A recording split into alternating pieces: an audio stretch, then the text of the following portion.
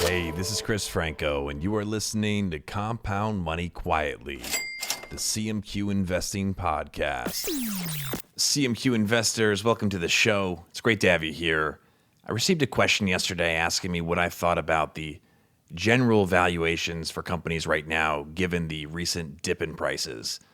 And this brings up, I think, an enduring point, but something that I want to encourage all of us to really lean into. We need to do the mental exercise of studying one business at a time.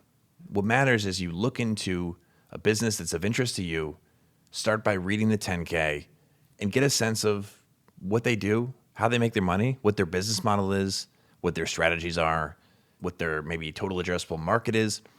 Just follow your curiosity. Reading 10Ks is a fundamental piece of being a responsible investor, especially if you're buying individual stocks, which most individual investors don't do well at that game, as we know. But this, to me, is the most interesting part of the whole investment process. It's trying to understand what makes one business great and what makes another business a piece of shit. It's fascinating. And the same thing, and I'll give you another idea here as a way to make this interesting. And this was something that Bill Gates learned from Warren Buffett the first time they ever hung out. Billy boy. And this comes from the Harvard Business Review, magazine, and it was published in 1996. Bill Gates wrote that Warren Buffett asked good questions and told educational stories. He says, "There's nothing I like so much as learning, and I never met anyone who thought about business in such a clear way." He introduced me to an intriguing analytic exercise that he does. So if I'm Warren Buffett and you're Bill Gates, I'm like, hey, I got to show you this thing that I do. So here's what he does. He'll choose a year, say 1970, and examine the 10 highest market capitalization companies from around then.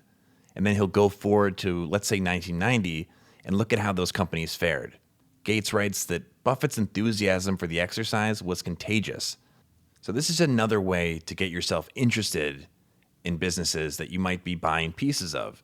Not just interested because, you want to make money, but because when you own pieces of a business, you have, in a lot of ways, like this personal relationship. You want to be very intimately acquainted with that business. And so finding a business or businesses that, not only you're thinking you can make a lot of money from, but that you're actually interested by, that you're curious about, that you want to follow their progress. You're invested in an outcome that's not just monetary, but you're actually, betting on how the future is going to unfold and how this company or that company is going to fare in what is a constantly changing business environment. Anyway, I'm getting excited just talking about this.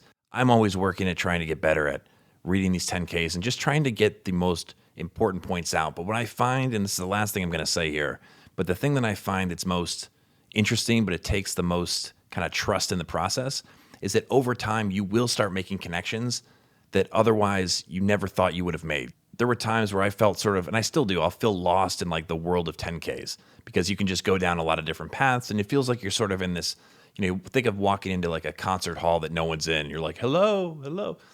But over time, those little nuggets that you're picking up and those understandings or just little nuances about one industry or, just a problem they're trying to solve, you'll find flashes of that elsewhere. And then you'll start to see the world. This sounds like I'm trying to sell it, but this is just my honest experience.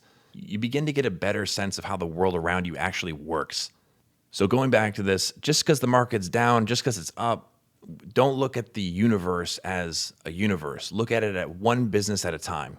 I think that is the smartest thing that we can do and that we can encourage each other to do as CMQ investors. I'll keep trying to make content that, in addition to what you already like, I'll try to make more content that's, geared towards maybe analyzing businesses or analyzing 10Ks in a way that's interesting. We don't need to focus on the boring parts. You can do that in your own time. You don't need to hear that. But I think this message of just if you're going to invest in a company and you're not reading the 10K and reading the past 10Ks, meaning in previous years, reading the competition's 10Ks, and really getting intimately acquainted with the business, you're doing it wrong. I'm not saying that as someone who's, woke up and knew this. I'm saying this because I've been studying all these legendary investors and the people that these legendary investors inspired, and they've all reached this conclusion. So focus on the business, and last but not least, focus on the business. This is Compound Money Quietly, the CMQ Investing Podcast. My name is Chris Franco. Thank you for listening. Make sure you follow on Apple Podcasts, on Spotify, or any streaming platform that you're using to listen to this podcast. That way, you'll be sure to get all the latest episodes. You'll never miss one, and you can help support the show that way. So thanks again, guys. We'll talk soon.